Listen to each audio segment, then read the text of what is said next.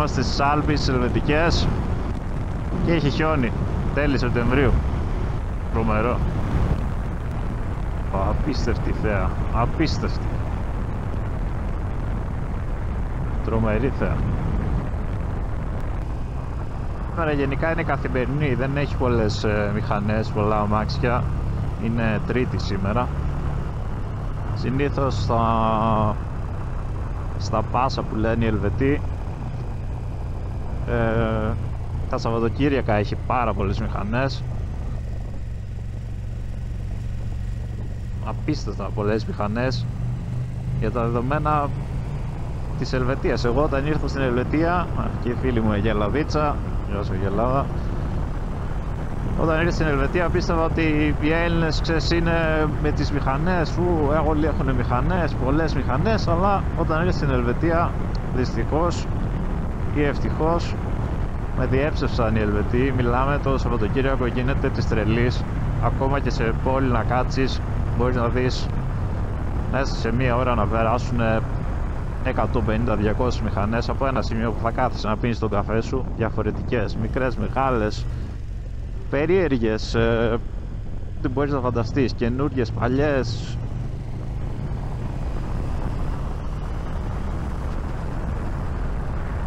Κάποια άλλη φορά ίσως σας πάρω και στην άνοδο.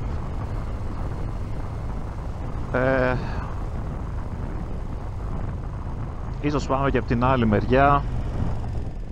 Σίγουρα κάποια μέρα, μια φορά θα σας πάρω και στο Φούρκα Πας που είχα πάει πριν από κάνα μήνα, δεν θυμάμαι, το οποίο εμένα μου άρεσε πάρα πολύ. Έχει και το ξενοδοχείο εκεί, σαν κάστρο το λένε, δεν ξέρω, της Μπελβεντέρε.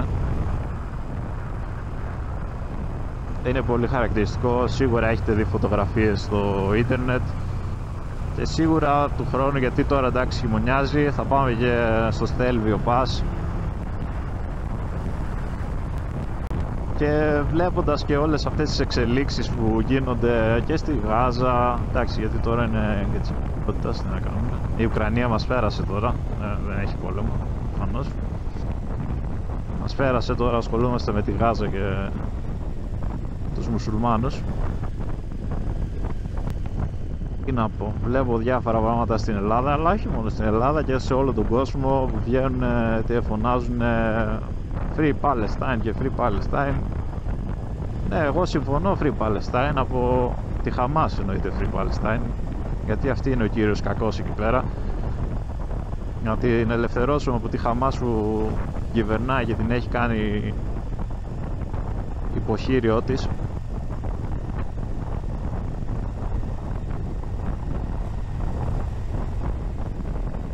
Και έβλεπα, ήμουνα διακοπές στην Ελλάδα προφανώς, και έβλεπα είχαν έρθει κάτι Ισραηλινοί με ένα καράβι, κατέβαιναν σε κάποια νησιά, τώρα δεν θυμάμαι συγκεκριμένα σε ποιο νησί ήταν, κάπου στις Κυκλάδες αν δεν κάνω λάθος, και τους φωνάζανε να μην κατέβουν, βάζανε σημαίες της Παλαιστίνης, τρομερά πράγματα. Μετά λέμε δημοκρατία. Τι δημοκρατία είναι αυτή? Θέμα έχει ξεφτυλιστεί εκεί πέρα. Η Χαμάς βάζει τα παιδιά μπροστά. Δεν διαφωνώ ότι ίσως σκοτώνονται παιδιά, αλλά το εκμεταλλεύεται η Χαμάς. Θα βάζει μπροστά σαν ασπίδα και σου λέει θα περάσουμε ένα μήνυμα να είμαστε εμείς οι καλοί. Αλλά εσείς ξεκινήσατε τον πόλεμο. 7 Οκτωβρίου ξεχάσατε που βλέπαμε σε βίντεο πίσω στην καρότσα μια κοπέλα Ισραηλινο-Γερμανίτη ήταν, που την είχαν σκοτώσει στη Χαμάς και την κάνανε βόλτα μέσα στη Γάζα πίσω σε μια καρότσα. Τι λέτε τώρα?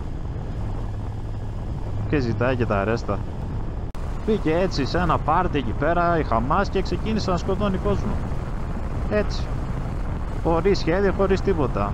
Προφανώς υπήρχε σχέδιο από πίσω, γιατί τότε ήταν και η περίοδος που το Ισραήλ άρχισε να κάνει σχέση με τη Σαουδική Αραβία, και προφανώς Η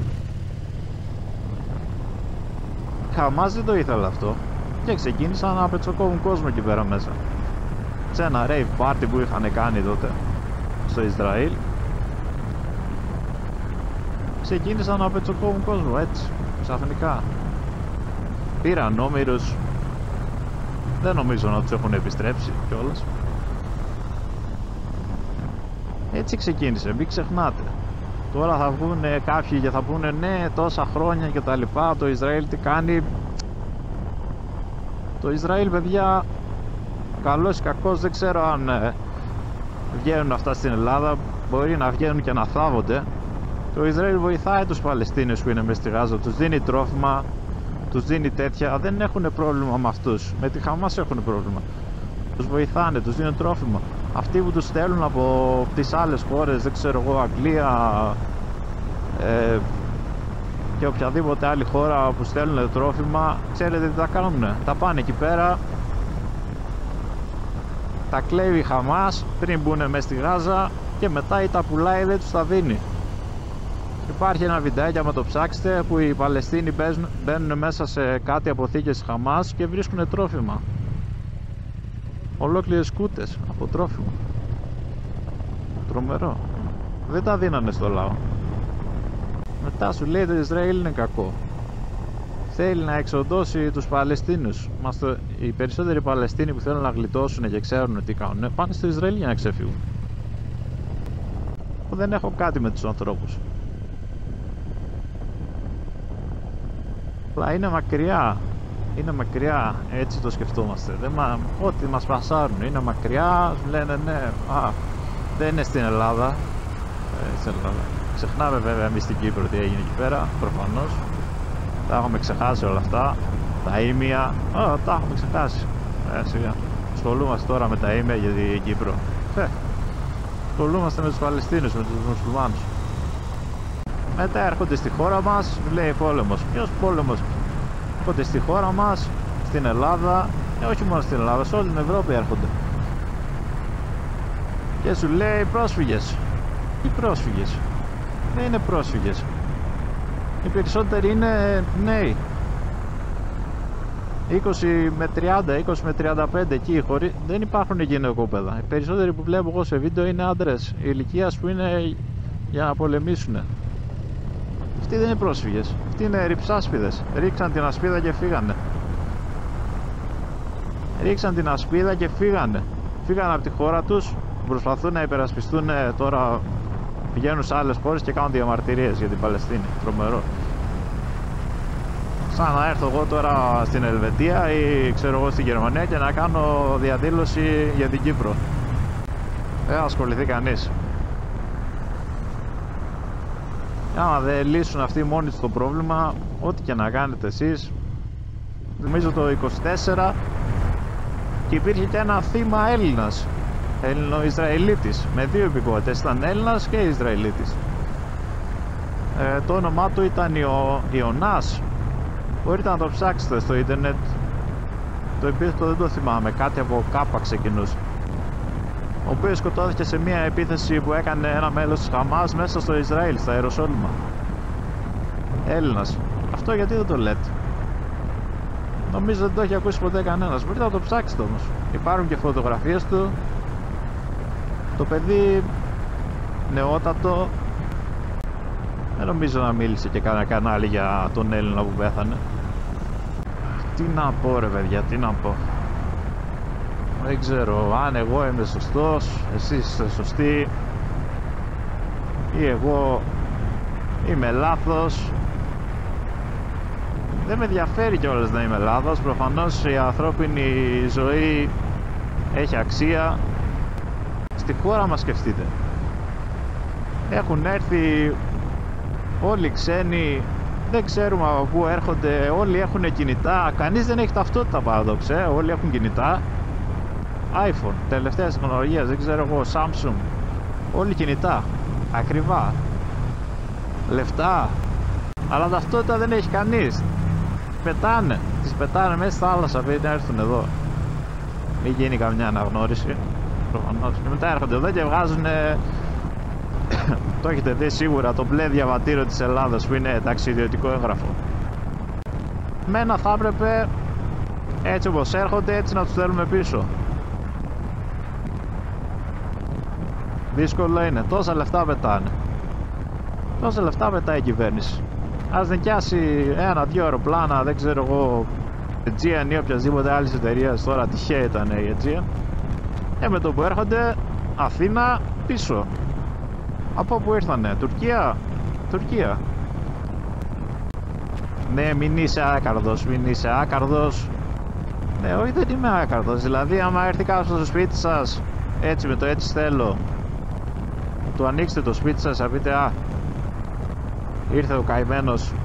Μπορεί να είναι έμπορος, ξέρω εγώ, ναρκωτικό, να σε κλέψει, να σε σκοτώσει, να σε βιάσει. Δεν το λέω το να σε βιάσει τυχαία. Μόνο ξένοι τα κάνουν, Έλληνες δεν τα κάνουν. Ναι, δεν λέω ότι δεν τα κάνουν. Τα κάνουν, άρα αυτοί χρειαζόμαστε κι άλλους. Τι είναι αυτό, δικαιολογία? Ναι, υπάρχουν και καλά παιδιά, οικογένειες. Δεν διαφωνώ ότι υπάρχουν οικογένειες, να έρθουν νόμιμα. Να πάρουν, δεν έχουν λεφτά για αεροπλάνο. Αν και έχουν λεφτά, αυτοί δεν είναι οι φτωχοί που φεύγουν. Αυτοί είναι οι πλούσιοι που προσπαθούν να δραπετεύσουν. Είναι τα παιδιά των πλουσίων που τους στέλνουν οι γονείς σε χώρες της Ευρώπης για να μην πεθάνουν.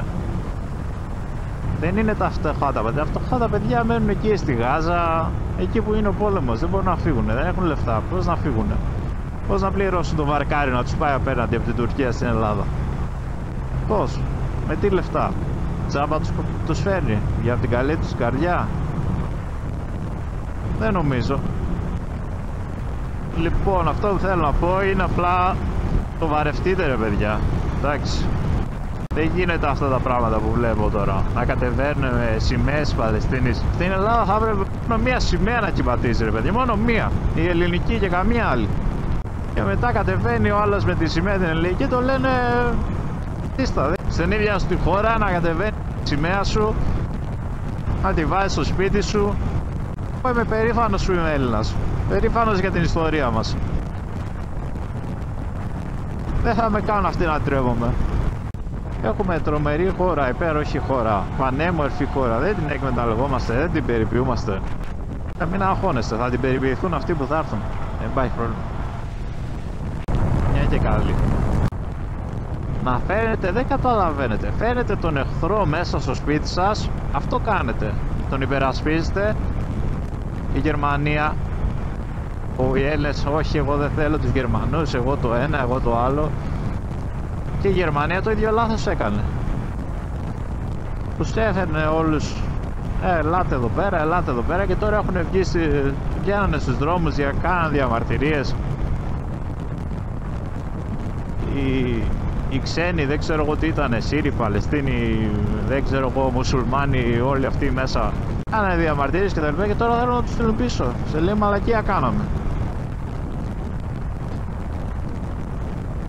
Αυτό το πράγμα θέλετε να κάνετε και στην Ελλάδα.